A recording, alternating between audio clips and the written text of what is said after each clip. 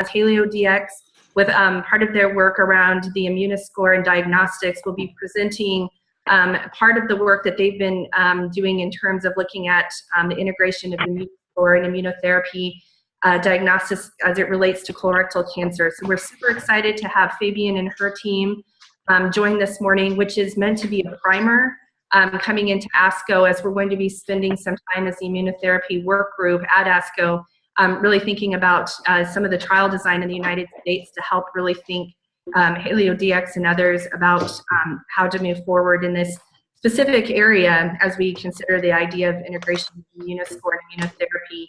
And I think this really builds nicely off of part of the work that we did with the immunotherapy white paper, and really bubbling up some of the major themes that were integrated as areas for further exploration for diagnostic as well as for research opportunities. So we're really excited about moving ahead. We want to make sure that this is a really nice background as we get ready to move into ASCO, because we can really spend that time as a working group to really think a little bit about the trial design in the United States and where this technology is moving. So I want to send a special thanks to Al Benson, who I don't know if is on the line yet, for his help in making a connection with HalioDx and their team, and really thinking about advancing this work of the immunotherapy work group and really hopefully making greater impact for colorectal cancer patients and ultimately treatment. So what I want to do is quickly just go around the virtual room, and if you can just say who you are, and I'll just call people quickly by name, and then have you introduce quickly who you are, your affiliation with Fight CRC, and then ultimately, of course, where your background or where you're studying or where you're practicing. And we'll do that really quickly just to give Fabian some quick introductions. And just a quick reminder that as we get ready to move forward with these introductions, if you're not speaking, if you could go ahead and go on mute so we don't have the background noise, that would be helpful. But before I dive in, Reese, who is doing the great honor of helping Reese, anything else that we need to share before we get going about audio and tech? Your call cannot be the only thing I would add is that if you have any comments to add throughout the presentation, you can click the chat button in the lower part of your screen, and that will send a chat to the group, and we can address that question after the presentation. Welcome to Zoom. Wonderful. Enter your meeting ID followed by the pound or hash. Okay, and then just a quick note that if you're joining via Zoom, you can either join the audio either just through the internet or through your phone. But if you do ultimately hear some feedback, we'll ask you to go on mute because you probably have two of the devices going at the same time. So, okay, quickly, and again, just ask that everybody go on mute if you're not speaking, and we will have time for questions at the end. So why don't we go ahead and go with, there's a number 312-695-6180. Who's joining us from that number? Did you want us to meet? Hi, this is Al. Hi, Al. Good morning. So, Al, do you want to just give everybody a quick, because I think we have some new folks on the phone. Can you just do a quick who you are and your affiliation to the this work group, this immunotherapy work group? Hi, I'm Al Benson. I'm a GI medical oncologist at Northwestern University.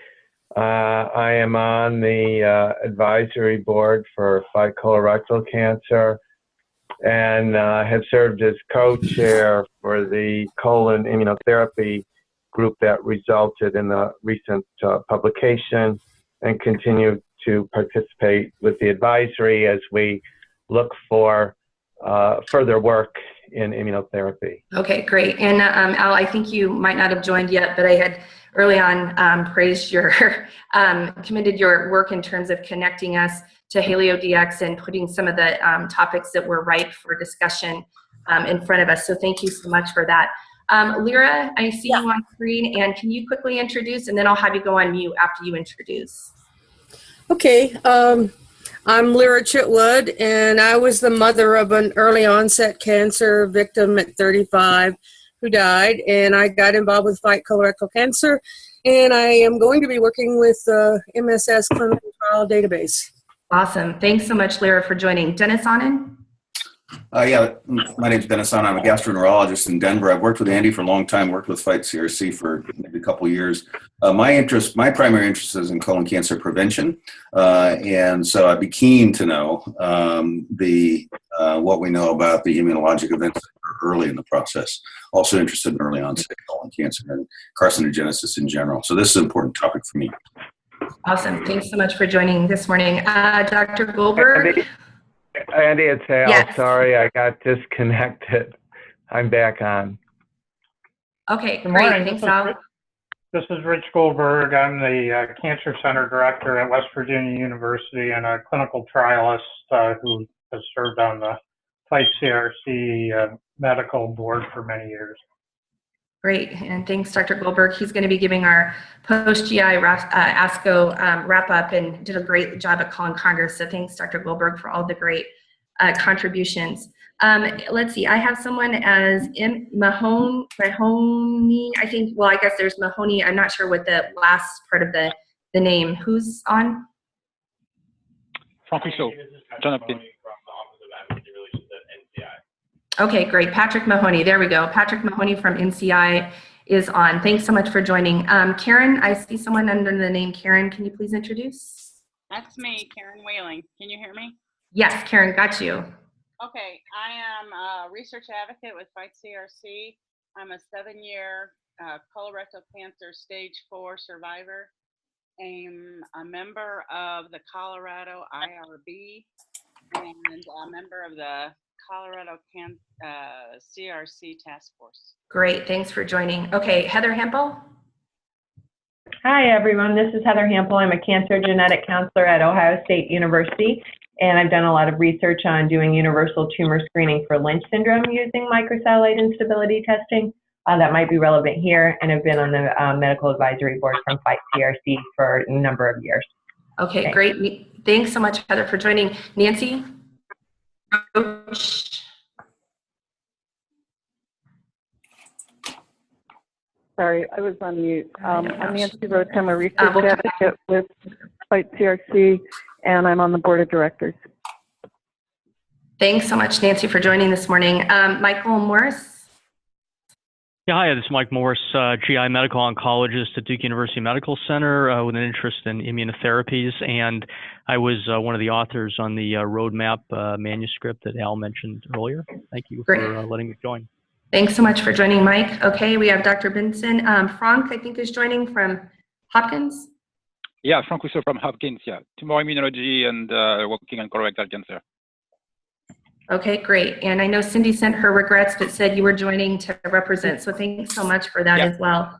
Okay, let's see. I think Angie Davis is on the line.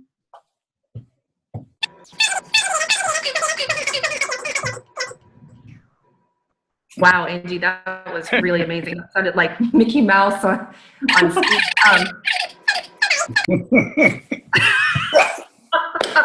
Okay, Angie, we won't have you speak. Maybe we'll have you cue in the chat box, but I kind of want to have you keep talking. This is the quickest introduction I've ever heard. It is. Angie, you sound like a squeaking duck, you know, one of those kid ducky bath time things in Mickey Mouse. So we'll have you just go on mute. But Angie Davis is the president of Fight Colorectal Cancer. And I just want to say that she and Nancy Roach, Nancy's the founder of the organization and being on the board of directors, the two of them were really cornerstone for ensuring that this work in the immunotherapy space really happened for Fight CRC, and the manuscript and the development of this work group was really spearheaded out of here. So in addition to Angie's amazing vocals, or whatever. Is this working now, or is it not, Andy? Okay, you're better now. God. Okay, guys. Well, my voice is back. I had coffee. Angie Davis. That's it. That's it. Okay, very good. So anyway, I just want to say thanks to Nancy and Angie, because a lot of this work really spearheaded there. And then I know that we have Chris Liu, who just joined. Chris? Hi guys, how's it going? Sorry I'm late. No worries. Chris, do you want to do a quick introduction of who you are in connection to the work? Yeah, I'm Chris Liu from University of Colorado, head of GI Med Onc here, and been working with the immunology work group for, I guess, several years now. and been really active also with Andy Dwyer on this front as well. Okay, great. So thanks so much for joining. And then I know that we have Nancy from Fight CRC, who's a new communications director. Nancy, do you want to quickly say hello? Hi, everyone. Good morning. This is Nancy Levesque. I'm the new communications director at Fight CRC. Nice to meet everyone virtually. Great, thank you. And Reese as well from Fight CRC? Hi, everyone. This is Reese Garcia. I'm the Research Advocacy Manager with Fight CRC. Great. Thanks so much. And again, a huge thanks for Reese for all of the logistics and coordination this morning. And I just know that there's a couple people that may be joining only via phone. I want to just open up for quick introductions for anyone who I can't see the name, and then we'll go ahead and get started.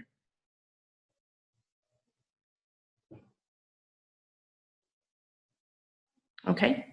All right, sounds good. Go ahead. I was going to say Kim Bush is also on the phone, but she's unable to introduce herself with the audio, but she is a new research advocate and is excited to be here. Very good. Thank you so much. And so I want to go ahead and turn it over to Reese. We'll go ahead and have Fabian and team introduce and bring up their slides this morning and go ahead and launch into the discussion. We have about an hour planned. So we want to, if there's time today, we want to make sure that, of course, we address any specific questions. And again, this is meant as a primer coming into the ASCO conversation, where we'll really be talking further about trial design. So wanted to spend this time ahead just to make sure we were ready to go into those conversations. So Reese, are we loading that presentation? Yes, we should be good to go.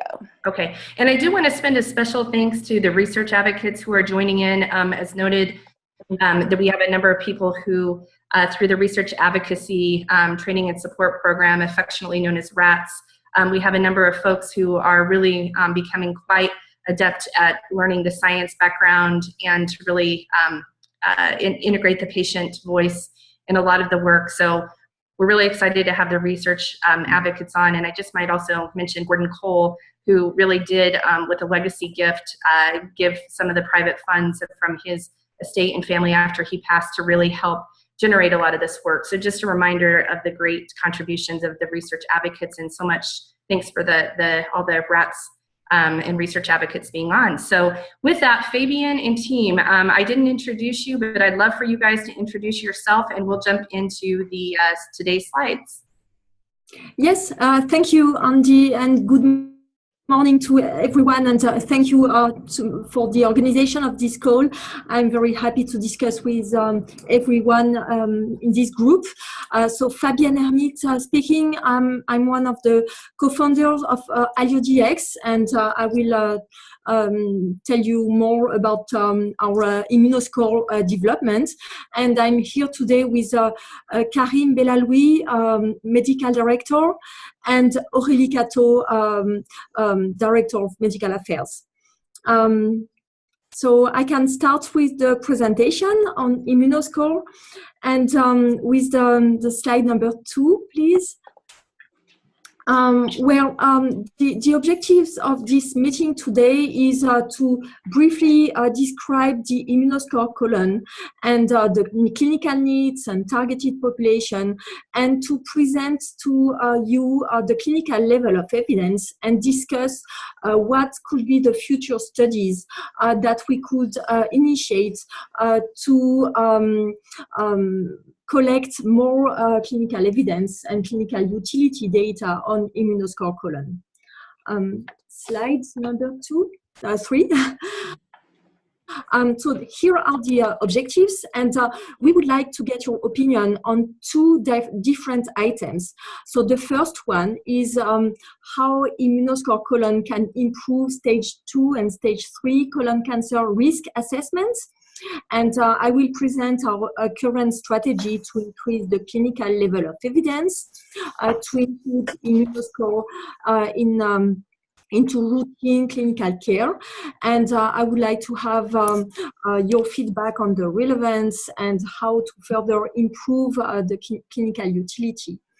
And the second item that we would like to discuss with the group is how we could help to optimize personalized immunotherapy with Immunoscore, and how these kind of assessments could be integrated into research frameworks.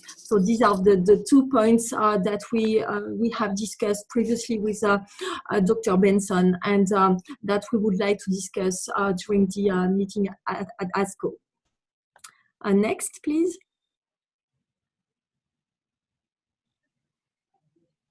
Next slide, please. Yeah. So just number 4, it was okay. Sorry, there was a lag. Yeah, thank you.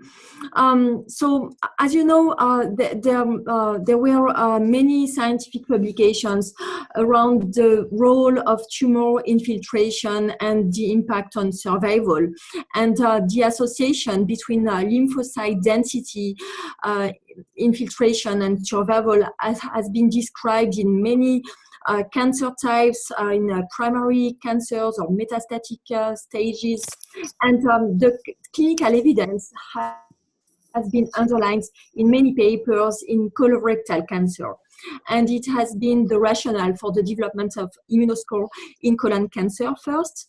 And on the slide, the next slide, slide number 5. This is the test which is based on the identification of tumor CD3 and CD8 lymphocytes by immunohistochemistry. And these cells are quantified by digital pathology, by image analysis, in the core of the tumor and at the invasive margin.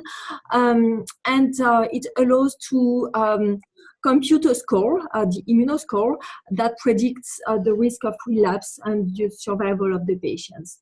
And on the next slide, you have the description of the test. Well, the details on the algorithm, sorry. Slide 6. So for this test, cutoffs have been defined based on the densities of the distribution of CD3 and CD8 cells in the tumor and in the margin for all the colon cancer samples that were analyzed in a large validation study I will discuss about later. And these scores are then regrouped in order to report the Immunoscore from 0 to 4 in different categories. And this categorical Immunoscore is then regrouped in 3 clinical groups: Immunoscore low, corresponding to Immunoscore 0 and 1, Immunoscore intermediate, or Immunoscore high, regrouping Immunoscore 3 and 4. And of course, the bigger is the Immunoscore score, and the lower is the risk of relapse. And I will now give you an overview of the clinical validation of the test. So next slide. So first, I will go a little bit back to the clinical needs and the targeted population on slide number 8. So we know that today there is a need to better identify patients. So for stage 2 patients, there is a need to identify the patients who don't need chemotherapy and with a very low risk of relapse. And at the opposite, to identify patients with high risk of relapse and probably need for adjuvant chemotherapy. And in stage 3 cancer, there is also a need to refine the risk-based approach, which is now recommended after the ID international study, in order to better adapt the duration of the treatment and the regimen, the adjuvant chemo regimen. So next slide. And for this risk-based approach, there is still a lack of consensus. And of course, the MSI-MSS status is now very is used in and is recommended in the guidelines, but there is no consensus on any biomarker that should be used to identify these high-risk patients.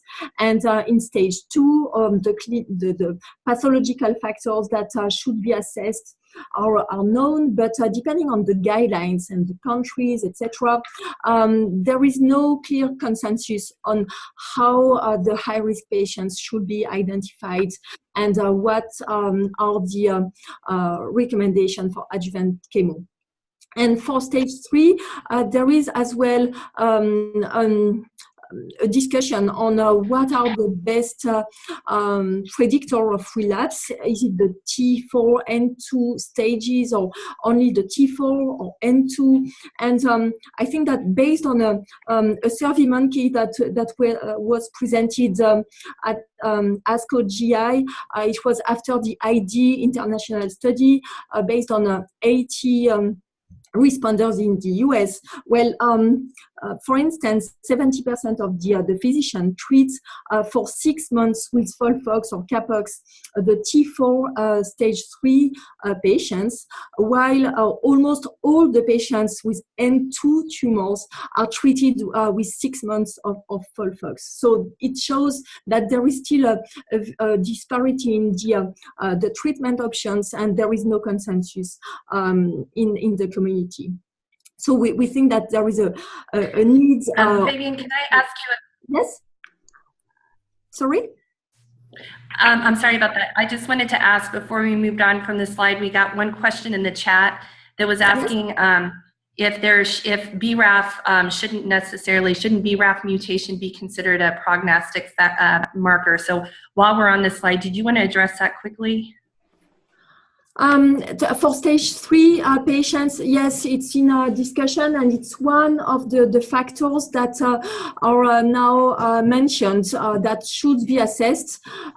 We don't have data in these slides showing the multivariate analysis on stage 3 patients with all the molecular markers, but I will comment on this question later when I present the N0147 study. Perfect, thank you. Okay, so we can jump to the next one. So regarding the Immunoscore, we think that there is a very important additional parameter that needs to be added to the TN evaluation and the pathological evaluation for risk-based strategy. And I think that there are data now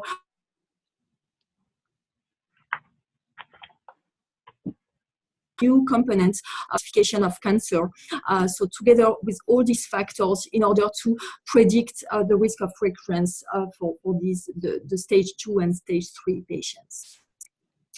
So this was the introduction, and now we can move to all the clinical studies. So slides, next slide. The clinical level of evidence. So slide 12, please.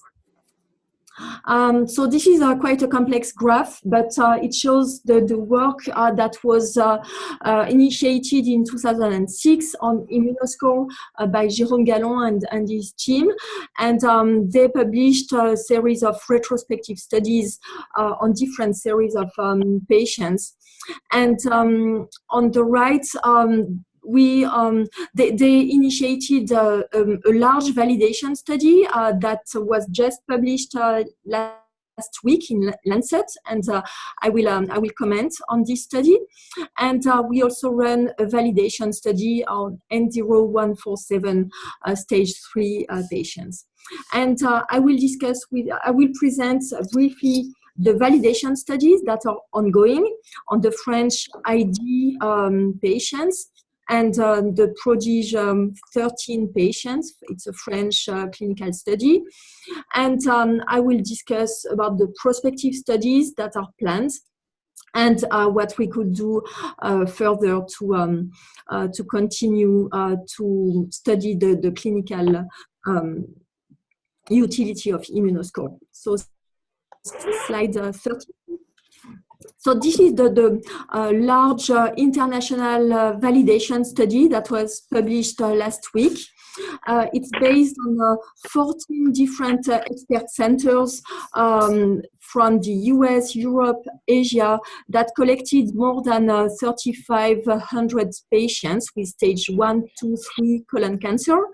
And these patients were randomized in order to have a training set, an internal validation set, and an external validation set. And the category for the Immunoscore were calculated on these training sets, and based on the predefined cutoff, then the score was applied to all the different validation sets.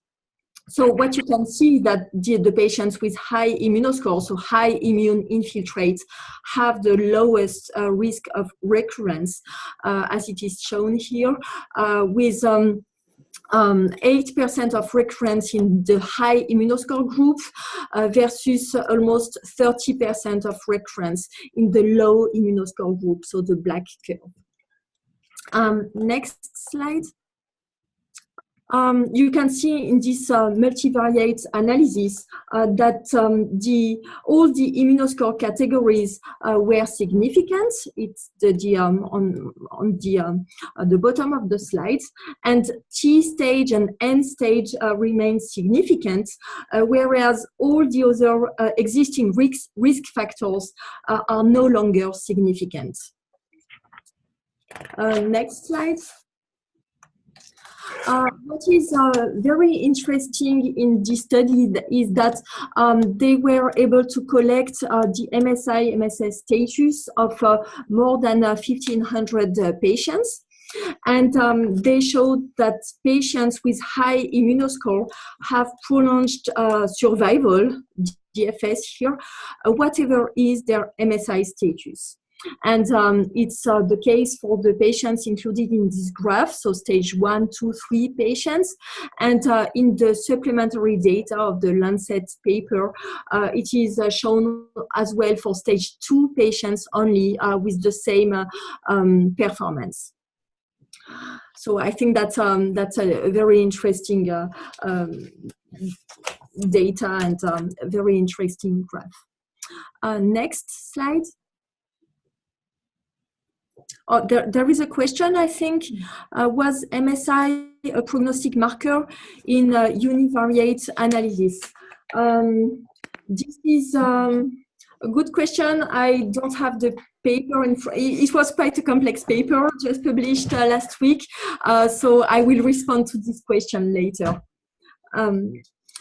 So we can move to this slide with the pie chart, which is also very interesting. And it shows the ability of Immunoscore to predict survival, and this ability is superior to that of existing tumor risk parameters. So as you can see on the left, we have the relative importance of each risk parameter to survival. So it's without Immunoscore on the left, where TNM stage is the most important factor.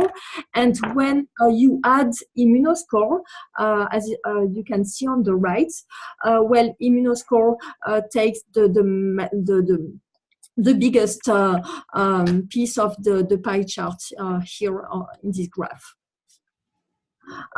So, well, I think that you will read this publication, which is very important, and that underlines and supports the inclusion of Immunoscore in the global assessment of the stage of a cancer. So we can move to the validation on stage 3 patients. So, sorry, I forgot to say, this international validation study was an academic study that was initiated in 2012. So it was done on the research version of the assay. And in the meantime, HalioDx developed an industrial version, which is the same Immunoscore, of course, with the same cutoff, etc.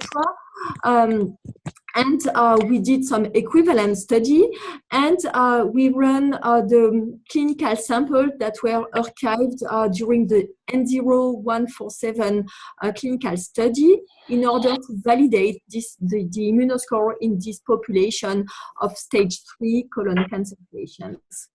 So it's patients treated, all the patients were treated with FOLFOX.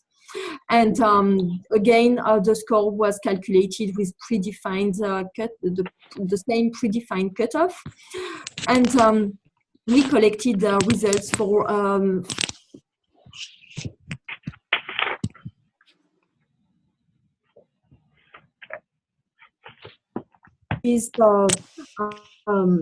more important for low Immunoscore, and this is a gradient, meaning that the best prognostic group is the Immunoscore 4, and when you move to Immunoscore 0, it's a very high risk of relapse and very poor prognostic group. There is a little background on the line. Can you hear me correctly? Yeah, Fabian, I think we just had some new people join. So anybody who's just joined or anyone who's come off mute, if you can please go on mute, that would be helpful. Sorry about that. I know that joining in, it's always difficult, but I think the feedback seems better. Okay, thank you. We're good. Okay, so on the next slide, these were the data that were shown by Frank Sinikrop, who was the principal investigator for this study. And you can see the risk stratification depending on the Immunoscore. And for stage 3, the Immunoscore is regrouped in 2 categories. So the black curve, the low Immunoscore, is the same group than for the stage 2 and all the validation study that I've shown previously, so meaning 0 and 1. And the red curve regroups the intermediate plus the high Immunoscore group, so 2, 3, 4. And as you can see, there is a significant difference in the survival of these groups, and it's valid also for the MSS-only patients, as you can see at the bottom. And on the next slide, slide 19, what was interesting, it was shown in a poster at ASCO GI at the beginning of the year, is that the Immunoscore is still able to significantly reclassify the patients in the risk groups that are considered today as the risk groups after the IDE study. So in the so-called low-risk group, the T1, T3, and 1 group, the Immunoscore is able to identify patients with not such a good prognosis, 78% 3 years GFS here, and very good prognostic patients, 92% GFS. And in the high-risk group, T4 or N2 patients, again, the Immunoscore is able to distinguish 2 categories of patients. And here I can give you details on, in this study, there was no association between BRAF and Immunoscore. And BRAF was significant in multivariate analysis for the DFS. And Immunoscore is still significant for overall survival and DFS, even after adjustment for BRAF. So I hope it responds to your question regarding BRAF. And it was everything was published in a poster at ASCO GI, and I can share it with the group, and we hope that it will be published soon. So next slide. So I think that I shared with you what we did for the validation of the test. I just wanted briefly to discuss about the ongoing validation study and on the prospective studies. So next slide, please. So as you can see on the first line of this table, we are currently testing the French samples that were collected during the French ID clinical studies, 3 months versus 6 months of FOLFOX, mainly for stage 3 patients, colon cancer patients. And the goal of this study is to confirm the N0147 results and to see what is the ability of Immunoscore to distinguish in the risk group between the 3 months and 6 months if the Immunoscore can be useful for the selection of the duration of the treatment. We are also going to test patients from the Prodige 13 test, and it's a study again to confirm the prognostic value and to compare the cost of the disease with or without Immunoscore. This is for the payers. And in green, you can see the third line of this table. It's a study that we will initiate in September in France. It's a multi-center study, prospective one. It's a decision impact study to see what is the impact of the assay on treatment decisions and treatment changes for stage 2 and stage 3 patients. So that's it for all the studies that we initiated. And now I wanted to discuss the studies that we want to do in the US. So it's slide number 23, sorry. So in the US, we want also to have an idea of the impact of the test on treatment decisions. We would like to initiate a prospective study, observational, multicentric, non-randomized, to see what is the clinical utility of the test and what are the changes that are taken depending on the test results. Slide number 24, please. So this is the design of the study. It will be a study where we will include stage 2 and stage 3 patients eligible for adjuvant treatment, where there is a question for adjuvant treatment. And the tests will be performed in our CLIA laboratory, and the treating physician will record his decision of adjuvant treatment based on the standard clinico-pathological factors, and then we will report the Immunoscore result in green, and the new treatment plan will be recorded. If there is a change, this change will be documented, and we will also collect the clinical outcomes in this study. Next, please. So we wanted to have your feedback, and maybe not today, but during our meeting at ASCO, regarding additional studies that would be needed to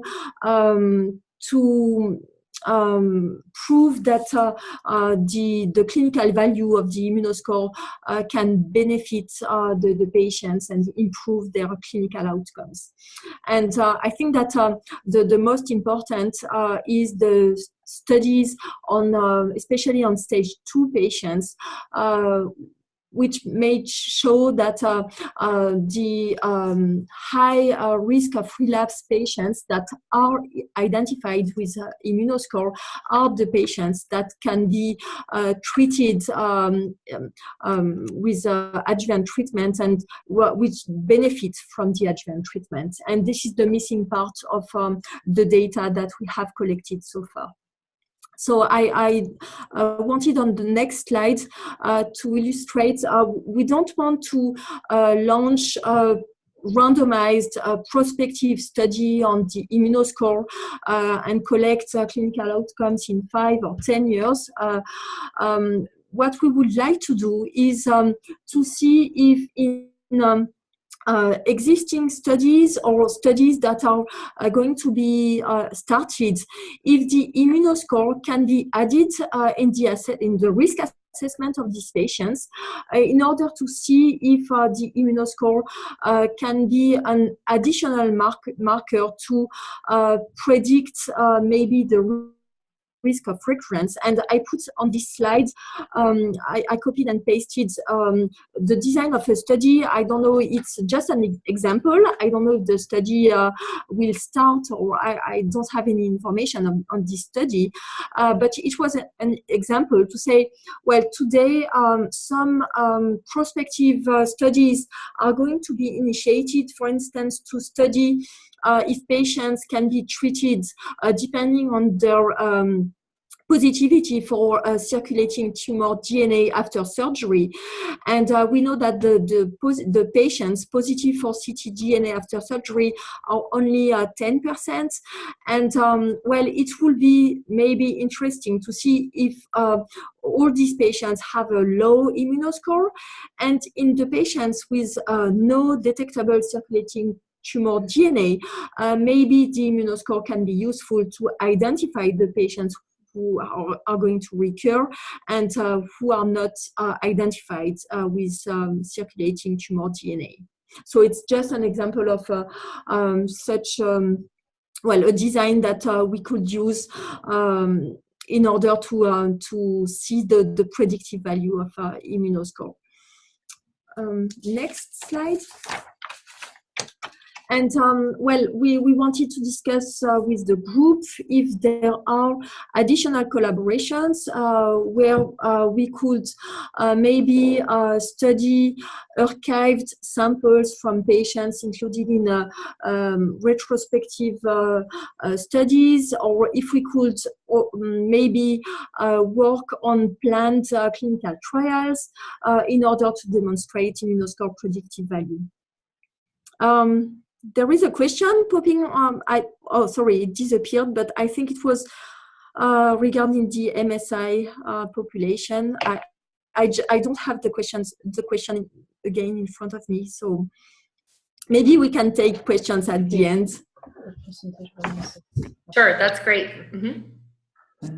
Okay, I have the question now. It's what is the percentage of MSS stage 2 patients having high and low Immunoscore?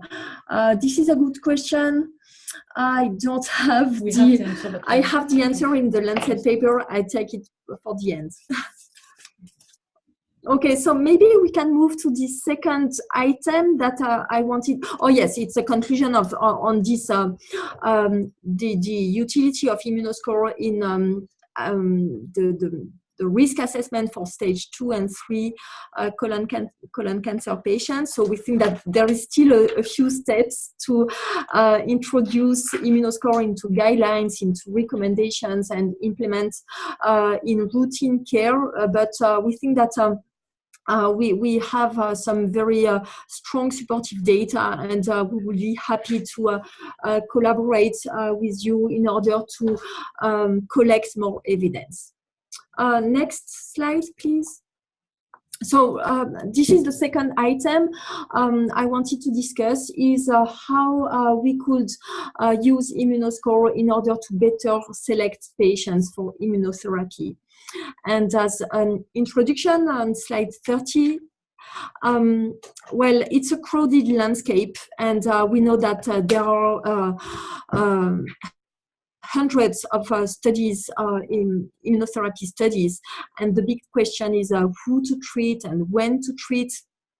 And today it's well known that all the patients should be selected not only on their tumor features and abnormalities, but also on their immune phenotype. And there is a growing evidence of all the parameters that should be assessed, tumor mutational burden, and of course MSI, MSA status, PD-L1 status, etc. But we know that the characterization of the patients is very important to help choose the right clinical trial, therapeutic approach, and to predict toxicities, responses, etc. So next slide. We think that the first question for Immunoscore is exactly the one that you underlined in the blueprint paper, is how the Immunoscore could help orienting patients in interventional trials. And we would be happy to work with the group. We have identified in your database more than 200 trials for MSS patients, metastatic patients, and we think that it would be interesting to work with you to what are the most interesting studies where Immunoscore can be assessed to see if this test and this assessment is useful to identify the best responders, etc. So I think that it's just a glimpse of what we could do together, but we are keen to move forward with the group to identify interesting studies and collect proof of concepts on these clinical trials. Next slide. And of course, beyond PD-L1 and MSI, tumor mutational burden, we think that Immunoscore is probably an interesting biomarker to predict the response. We have preliminary data that I cannot share with you. It's data that we collected with pharma partners in their studies. So we think that it will be interesting to identify right clinical trials for proof of concept of the Immunoscore capacity to select patients in the MSS subgroup, because as we saw in the MSS patients in early stage cancer, Immunoscore is able to pick patients with good prognostic for these early stages, and we think that Immunoscore could be a good tool in order to select who are the MSS patients eligible for immunotherapy, and not to restrict, of course, to MSI patients. And another question is what could be done in the neoadjuvant setting. We have also preliminary data on Immunoscore on biopsy specimens, and we have data on the capacity of Immunoscore to predict the efficacy of neoadjuvant chemotherapy, and we think that it could be also an interesting tool to measure to predict the efficacy of neoadjuvant. So I think that's it for my presentation, and I wanted to conclude with the next slide, 33. Saying that we think that there are potential synergies between HalioDx and your group and the immuno group, and we would like to of course work together in order to improve the management of colon cancer patients. Thank you. All right, awesome, Fabian. Thank you so much. So I know we have about Fabian, this is Al. Perhaps at our meeting at ASCO, because there are a number of possibilities, including other ongoing trials where this might be a useful component. Perhaps you could also summarize at the meeting the regulatory landscape, if there are specific hurdles where perhaps further advice could be given. There may not be, but it might be helpful, particularly depending on your resources in terms of what should be done. What do you mean by regulatory landscape? For the test itself, you mean? Yes, if you had any specific concerns about regulatory issues that you might face. There may not be any, but if there are, in terms of what data you might further need in terms of a regulatory situation, agency approval, for example. Okay, I can detail that when we meet face to face. Just to respond very quickly, the test is now available in a CLIA laboratory.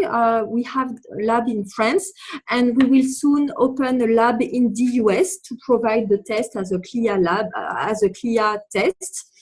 So this is not a FDA cleared or approved assay. And we had pre-sub discussions with the FDA regarding the, we will have soon a meeting with the FDA so to refine our strategy for the US access to the test, especially in the context of maybe future companion diagnostic indications. Okay, thanks. Andy, I'm going to have to go to my next meeting in a minute, but is there other feedback that you thought we needed prior to ASCO? You know, I think this is helpful. I do want to, we have about 7 minutes left, so I know that Nancy Roach had a question about really, does this sort of, where do treatment guidelines fit within the schematic of what's been mentioned, and then I know Dennis had a couple questions, so we'll leave the line open, Fabian, if you're willing to do that, and then Al, we'll see you at ASCO, and anyone else who needs to drop off early. If you have questions that are unresolved that you're not able to stick around for, go ahead and enter those into the chat box, and we'll make sure that Fabian and team address those going into the ASCO meeting. So let me just actually have Nancy come off mute real quick, ask your question, and then we'll punt to Dennis for some of the markers that you were mentioning for clarification as well. So Al, thank you again for making this connection. And I don't know if anyone from Cancer Research Institute is on this morning. I can't tell, but I also just want to mention their work in helping guide this work as well with the paper and many of the work that we're doing. So we're going to make sure that they're looped in because they've been also a very great guiding force in this work. So Nancy, I'll punt to you. Okay, thanks. Can you hear me okay? Yes. Okay. My question was around the decision-making trial because I've seen data from decision-making studies before and they have not been accepted very well by the guideline community, at least from what I've seen in colon cancer. And so I was wondering if you'd talk to anyone, because they want outcomes data, not decision-making data. So I was wondering if you talk to anybody at NCCN or involved with the guidelines for treatment about the impact of a study like this on actual patient care. And if it's a bad question, you can tell me it's a bad question. It's okay. No, so it's a question for me, Fabienne? Yeah. Sorry. Go ahead. So, HalioDx, no, we did not discuss with NCCN members regarding the inclusion of Immunoscore in the guidelines and what would be the gap between the clinical evidence we have so far and what would be needed to include immunoscoring guidelines. This is a very interesting question. We would like to have your feedback, and of course it would be very interesting to see if the studies that we plan will respond to the request from the NCCN committee and other guidelines committee, of course. And so I will be keen to discuss that during our face-to-face meeting. Well, and I can tell you with NCCN that basically people present their data when they feel they have sufficient data, and the panel reviews to determine if it's appropriate to incorporate in guidelines. And this is true of therapeutics as well as any type of marker type test. So most recently, of course, MSI has been included now for routine testing for patients with colorectal cancer. And the RAS and BRAF story has continuously evolved in terms of guidelines based on data presented.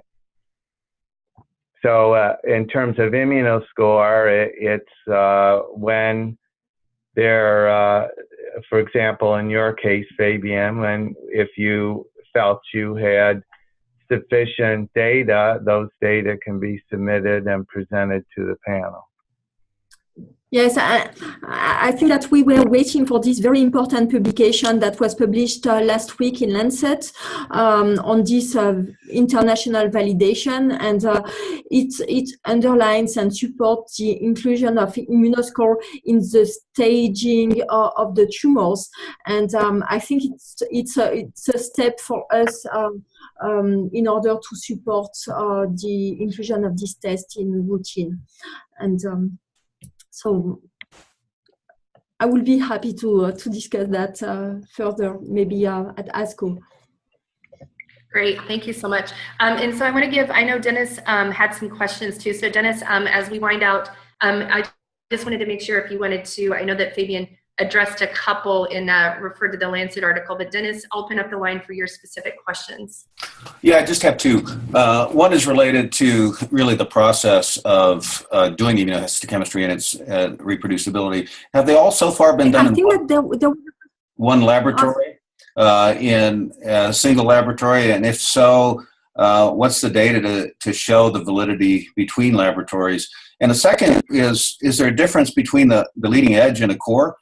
Is one enough? And that relates to the question of doing this test on biopsies, because you wouldn't necessarily have the leading edge or the core on biopsies. So anyway, some technical issues. How reproducible is the assay in different areas of tumor? Good question. Like so that. First, regarding the interlab validation, this international study was run in more than 23 different pathology laboratories, and they showed in the paper the interlaboratory reproducibility, etc. It's a very robust assay, and HalioDx now is proposing this assay in a central lab, so we do not decentralize the assay. It's not. It's quite a complex assay with a complex image analysis tool, and we don't put that in every pathology labs. We keep that internally.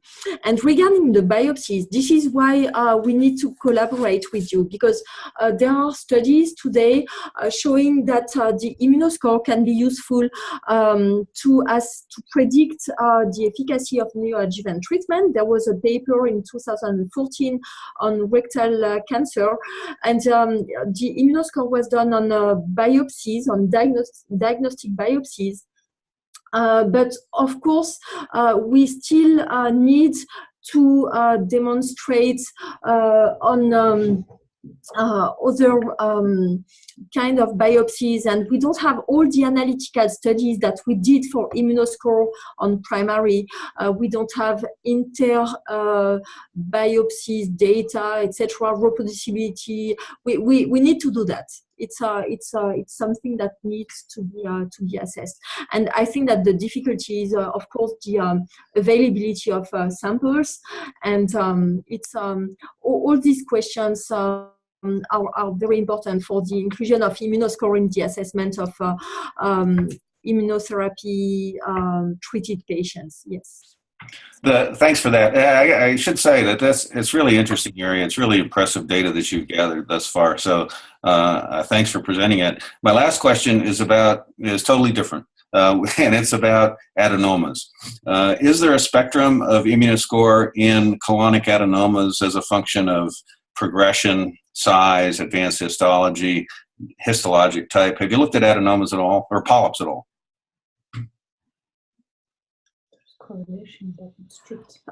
So the Immunoscore was studied in stage 1, 2, 3, 4 colorectal specimens, and regarding the correlation with T and N stage, yes, the more advanced is the cancer, and the less you have high immunoscore. So there is an Yeah, that wasn't my question. I saw that, and thanks for that. But my question was in precancerous polyps. Have you looked at precancerous polyps, adenomas, sessile serrated adenomas? Okay, sorry. We don't have data. We did not study adenomas. I would maybe Jérôme Galland, you know, the inventor of the Immunoscore, would be able to respond to this question, because I'm sure he did some scientific collaborations on this topic, but I don't have the answer today.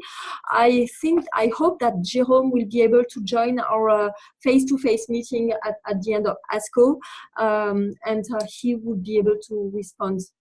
Thank you very much. And you had a question on what percentage of MSS stage 2 patients have a high and low immunoscore. So I think I have data, but I don't have the final data from the Lancet paper, so I still need to check.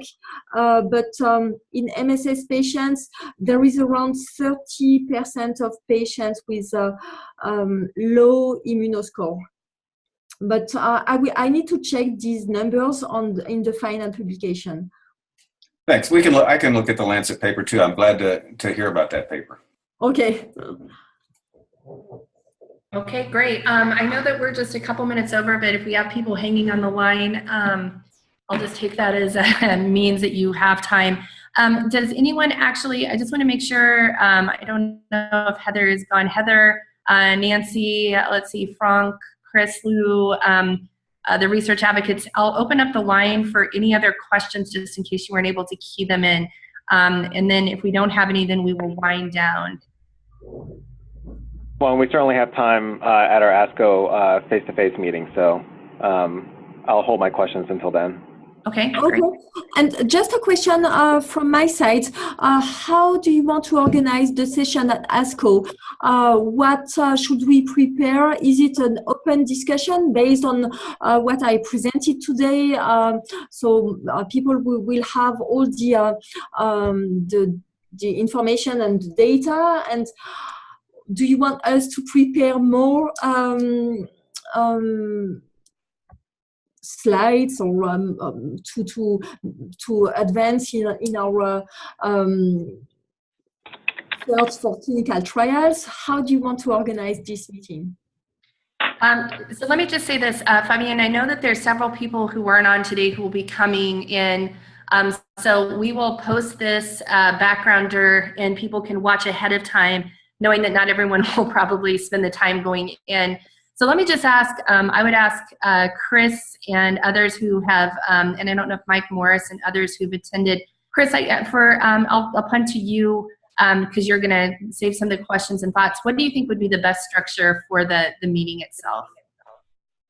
I mean, I think that having a little bit of a review of the presentation, just so everybody's more or less on the same page, but I mean, I would say like 10 minutes most. I think a lot of people are obviously very familiar with the score.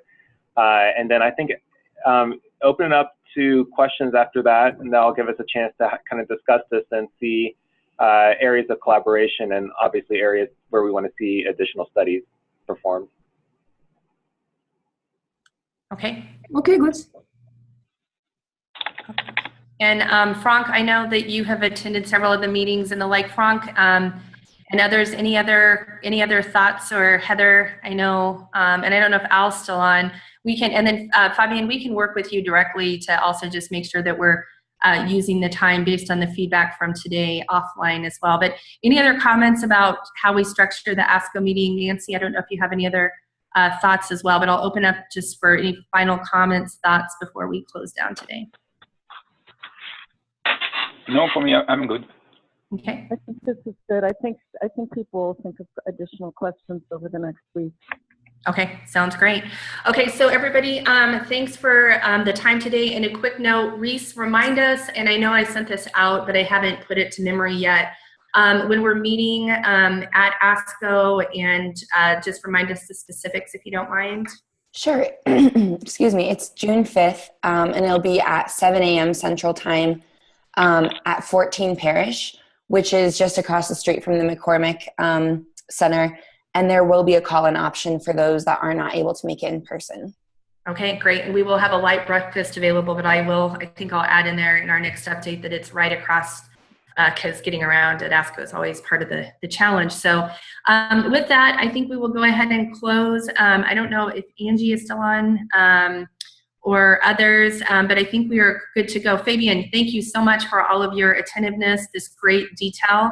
And we will connect with you before ASCO to make sure that we have all our ducks in order to move forward. I can't move past the ducks since Angie's duck sounds this morning in her introduction. So. Okay, thank you very much. Thank you so much, everybody. Thank you. Bye-bye. Thank you. Have a good day. Bye.